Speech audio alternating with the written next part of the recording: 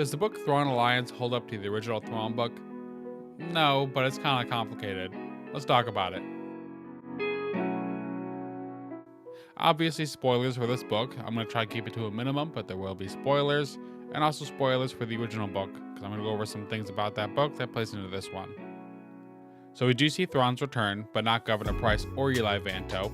In this book, we see the repercussion of Thrawn's loss on Anakin, as well as Eli Vanto leaving, which ties heavily into Thrawn's alliances. This is a really big theme in this book. Throughout the Empire as well, they very much so highlight that loyalty is very, very important, and people like Vader and other high members of the Empire are very much so questioning Thrawn's loyalty. Since he is not a human, which is the theme that I mentioned in the last book, they very much so automatically doubt him, and then some of his actions also are put into question as well because of his unusual tactics. So if you didn't know, this book has a huge connection to Rebels. A lot of the books in the series are very much so directly involved with the scenes in Rebels, such as this book takes place directly after the fight with Bendu on Anakin, which is a very important part of Rebels series, as well as the first book has a little bit of mention, and Governor Pryce does show up in that one. So there's a lot of bits and pieces sprinkled in about Rebels, which is a very interesting little tie-in. We also get to see tie-in from Batuu, which you may know from Disney World. And fun fact, this book actually came out a little bit before that did, so we kind of see Batuu get used quite a lot around this time. And we've seen some other tie-ins, such as, if you remember, the hotel had a book come out about the ship, which had Han Solo and Leia go there for their honeymoon. So pretty interesting that they use a lot of books and different media to tie into their stuff physically. I think that's pretty cool that they do that. Let me know if you guys think the same. And the last tie-in, but not so tie-in, is the appearance of Anakin, Padme, and Vader, who was not really like the last book where it was more of an A plot and a B plot, like Thrawn and Pryce, but it's more of an A timeline and a B timeline, which is a little bit different, so it's pretty neat to see that change.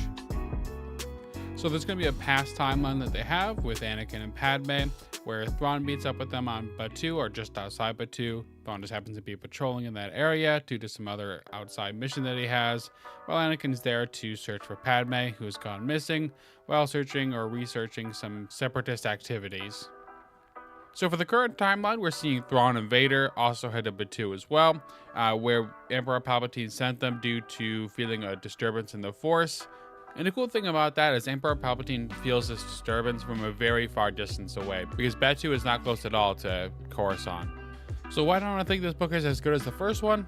Well, the first book was such a masterpiece that I could not say that a lot of books hold up to it. Even B plots like Governor Pryce was super interesting, and all the characters were well written. So there's a pretty high standard for the second book to live up to the first one. So this book has a supporting cast of Vader, Anakin, and Padme, who are generally well written, but there are some gripes that I have about Anakin and Padme specifically, which is the fact that Anakin and Padme are very different characters in different media. Such as in the prequels, we get to see them act very differently to something as the Clone Wars, so writing them can be a bit of a challenge for Timothy Zahn or anybody who handles that character. So I gotta understand that maybe that character is a bit different from the way that you might love him. A lot of people might love him from Clone Wars, some people might like him from the prequels, and even some more recent media like in Ahsoka and Obi-Wan. I think he really does a great and amazing job with Thrawn though, since it is kind of his character and he's developed him a lot as to what he is today. And he usually consults with anybody who has Thrawn in their shows, such as Rebels and in Ahsoka, where he contributed towards writing Thrawn's character. I did have some concern over the pacing of the book though as well, because the book takes place over a much shorter period of time compared to the first book, which they nailed so much, like I said. So that book takes place over months and goes from Thrawn being not a Grand Admiral to a Grand Admiral, which is very time consuming. So we get to see little snippets of events that happen to lead up to that. Well, this book is just one event played over a very long period of time in the book, but a very short period of time in actual time in the timeline. I think with this major change in how they write the story, it can really bring differences in how Timothy Zahn has to write things and how we experience this character Thrawn and all the people involved with it, like Vader and Anakin. So I think that big of a change really does change up how the original formula for the Thrawn book was, and how we loved it is a little bit different than the original. So I didn't get really too negative about it, but these are negative things that I mentioned previously about the pacing and the characters. But despite all of that, I still really love the characters in this book.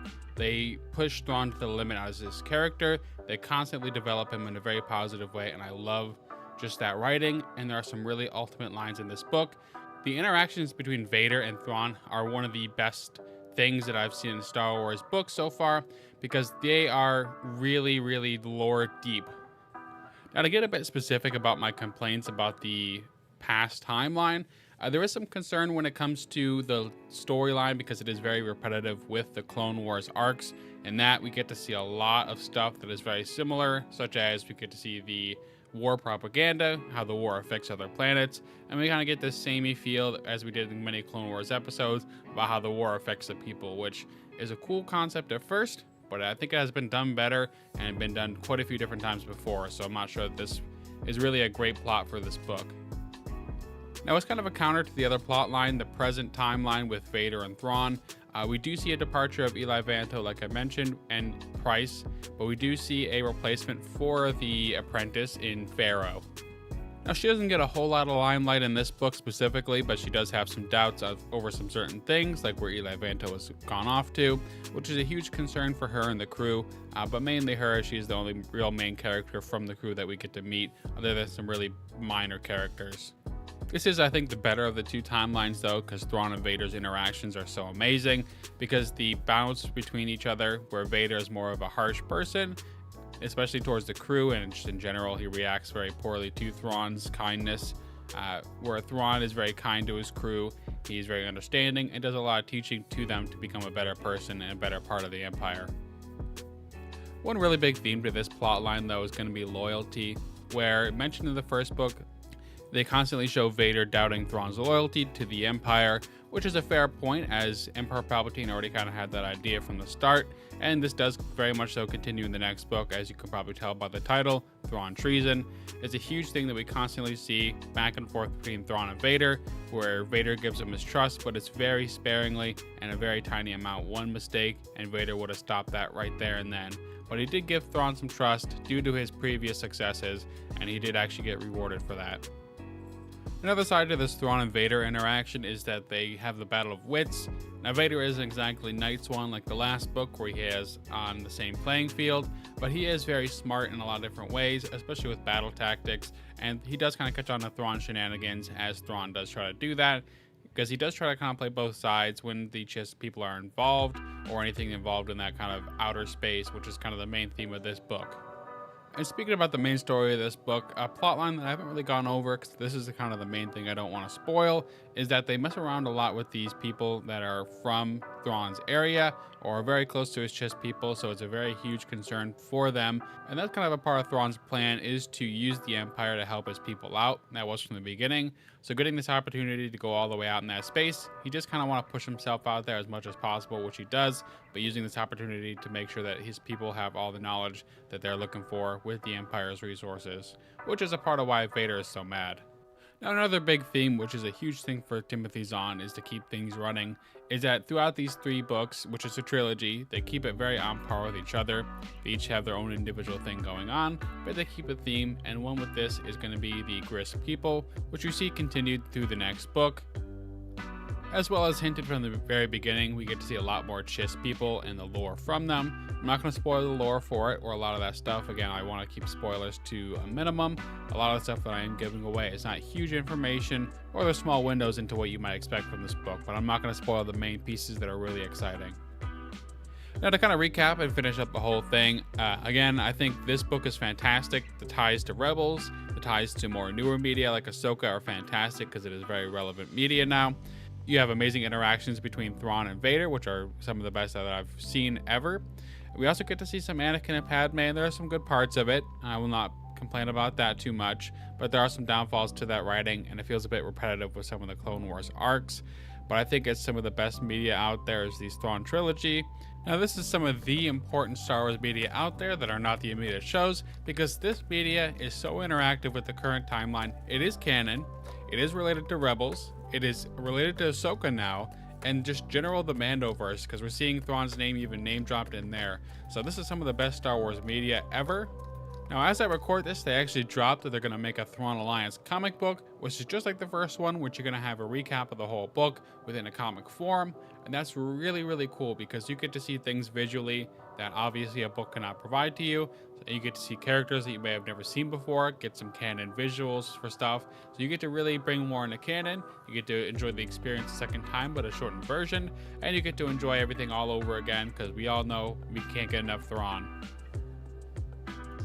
Hey guys, I appreciate you all for coming to the very end. For those who are here, I appreciate it. For anybody who's fans or even just checking us out for the first time, I really do like to make book reviews, so this is my second one that I've made so far in a pretty short amount of time, so I've really enjoyed making this, trying to up my experience and make my videos a little bit better.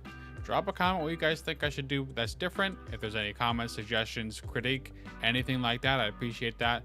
Also, just drop a comment what you thought in general, what your favorite book is, as well as check out our channel. We do podcasts, we do toy reviews, and we do a whole bunch of different miscellaneous stuff. Like when Ahsoka came out, we were watching it and uploading our reactions and telling you what we think, theory crafting and all kinds of stuff, and just generally enjoying Star Wars. So if you enjoy Star Wars, check us out even more. We have more stuff coming up.